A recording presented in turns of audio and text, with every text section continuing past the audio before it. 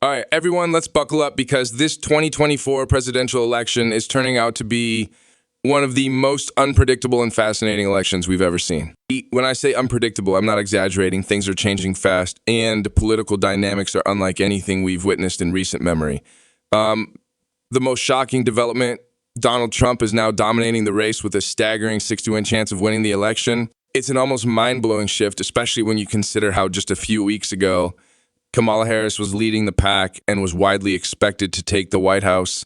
Now, with Trump firmly in the lead, we're seeing a total reversal in the election's trajectory. I want to break down exactly how Trump has managed to pull off this massive comeback and why Harris, who seemed like a strong contender, is now struggling to regain her footing. There's a lot to unpack here, and I'll also delve into the battleground states, the crucial states that will ultimately decide the election. These are the states that both candidates are focusing on because they know whoever wins these states is headed for the Oval Office. Let's begin with the battleground states. These are the 11 states where the race is extremely tight and every single vote matters. Forget about the states that reliably vote red or blue year after year. It's these battlegrounds that determine who the next president will be, and right now we're seeing some surprising trends in these states, trends that favor Trump in ways that no one really expected earlier in the race. Let's start with Nevada, a state that has now become one of the closest contests in the country. Right now, it's a true toss-up, with both Trump and Harris having a 50-50 chance of winning the state. I'm just like, and just think about that for a moment. Nevada, which had leaned blue for so long, is now up for grabs, and it's anybody's guess who will come out on top. Harris was ahead in Nevada just a short time ago, but Trump has managed to close the gap completely, making it one of the most critical states to watch. Polls show Trump leading by 0.5. And while that might not sound like much in a state where elections are decided by razor-thin margins, it's actually quite significant. What's even more surprising is that the latest Wall Street Journal poll, a source that typically leans liberal, shows Trump ahead by a full 6 points. That's not just an outlier. It's a sign that something major is happening on the ground in Nevada. But before we get into the details, hit the subscribe button, like this video, and leave your thoughts in the comments. Thank you for your support. For years, Nevada has been a reliably Democratic state. It voted for Obama in 2008 and 2012, then for Hillary Clinton in 2016 and Joe Biden in 2020. But now Trump is making inroads with voters who have felt left behind by the current administration, especially when it comes to issues like the economy and immigration. Nevada has a large Latino population, and while Democrats have traditionally done well with these voters, Trump's populist messaging seems to be resonating with them more than expected. So, while Nevada is still considered a toss-up, there are signs that Trump might be gaining momentum here as we approach Election Day. Moving on to Arizona, another key battleground state, Trump's position looks even stronger. Right now, he has a 68% chance of winning Arizona, which is pretty remarkable when you consider that Joe Biden flipped his state blue in 2020 for the first time in decades. Back then, Biden's narrow victory in Arizona was seen as a major upset for the Republicans, who had controlled the state for years. But now it seems like Arizona is swinging back to its Republican roots, with Trump leading Harris by 1.1. As again, that margin might seem small, but it's important to remember that in states as closely contested as Arizona, even a 1-point lead can be decisive. One of the reasons Trump is doing so well in Arizona is because Harris has struggled to connect with the voters who flipped the state for Biden in 2020. Arizona is a state with a significant number of independent voters, and they played a huge role in Biden's win. But now many of those same voters are either returning to Trump or sitting on the sidelines, unsure about Harris. Polls from multiple sources, including the New York Times, show Trump ahead by anywhere from 5 to 7 points, which is a big deal. Arizona is now leaning Republican, and unless Harris can stage a major comeback, Trump is on track to win it. Now, let's talk about Texas, which isn't quite a battleground state in the traditional sense, but it's still hugely important due to its 40 electoral votes. Trump's chances of winning Texas currently stand at a massive 91. He won the state comfortably in both 2016 and 2020, and it doesn't look like that's going to change in 2024.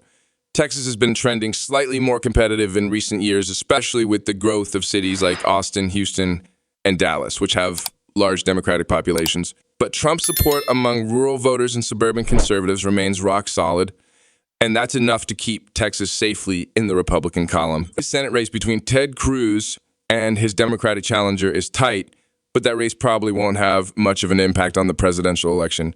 Cruz may not be the most popular politician in Texas, but Trump's approval ratings in the state remain strong. Let's move to the Midwest, where you have several battleground states that are key to winning the presidency.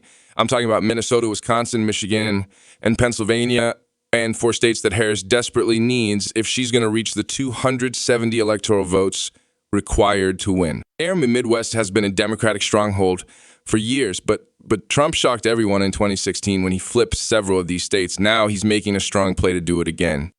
Let's start with Minnesota. This is a state that has voted for the Democratic candidate in every presidential election since 1972, and Harris still has a solid lead here with a 91 chance of winning. But here's the thing. Her lead isn't as strong as Biden's was in 2020 when he carried Minnesota by 7. Now, Harris's lead is under 5 points, and that's a sign that the state isn't as secure for Democrats as it once was. Part of this might have to do with Harris's choice of running mate. She picked Tim Walz, the governor of Minnesota, to be her vice president. While this should help her lock down Minnesota, it might have been a missed opportunity to choose someone from a more competitive state like Pennsylvania or Michigan. Minnesota is still likely to go blue, but it's worth keeping an eye on how close the race gets in the final days. Now into Wisconsin, a state that's been one of the most fiercely contested battlegrounds in recent elections. In 2020, Biden barely won Wisconsin by 0.6, and now the state is once again up for grabs. As of now, Trump has a 53% chance of winning Wisconsin, and he's taken the lead in the polls for the first time in months.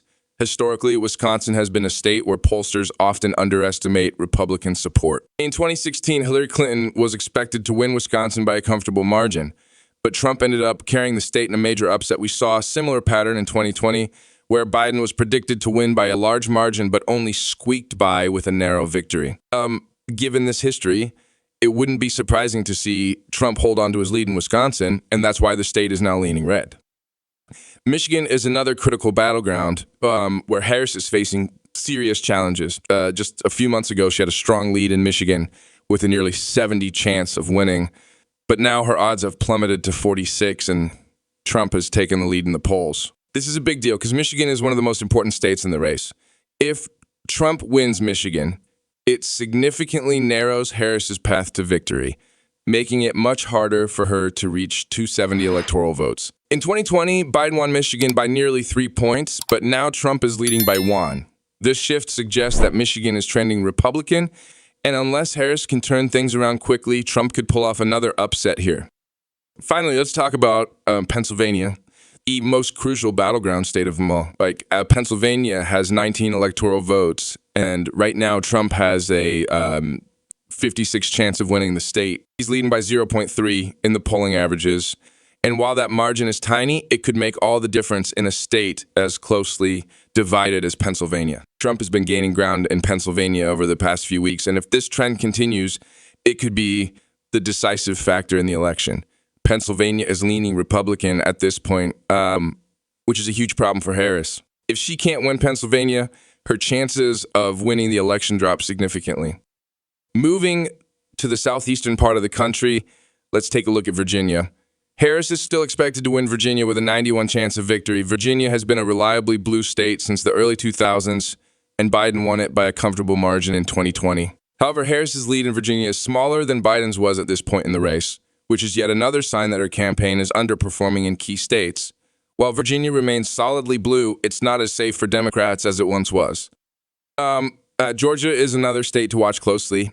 Trump currently has a 64% chance of winning Georgia, a state that he lost in 2020 by a razor-thin margin. Georgia has been one of the most hotly contested battlegrounds in this election, and it's a must-win for Harris if she wants to have any shot at victory.